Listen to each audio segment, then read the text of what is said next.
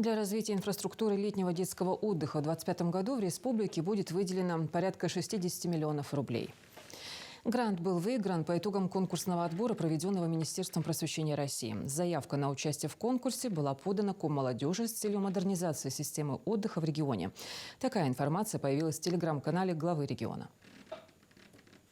В детском оздоровительном лагере «Нефтяник» в городе Малгобеке будет построено 2 модульных жилых корпуса на 98 человек площадью около 900 квадратных метров. Кроме того, на базе лагеря будет открыт учебно-методический центр «Авангард». Новая инфраструктура позволит проводить здесь круглогодичные военно-учебные сборы. Считаю, что модульные отели могут стать оптимальным решением для организации детского отдыха. Такие легкие в сборке конструкции сделают доступными этот вид каникул для большего количества ребят. Также важно обеспечить для них комфортные условия проживания и сбалансированное питание. Кроме того, мы рассчитываем, что реализация данного проекта позволит организовать круглогодичный процесс по военно-патриотическому воспитанию молодежи.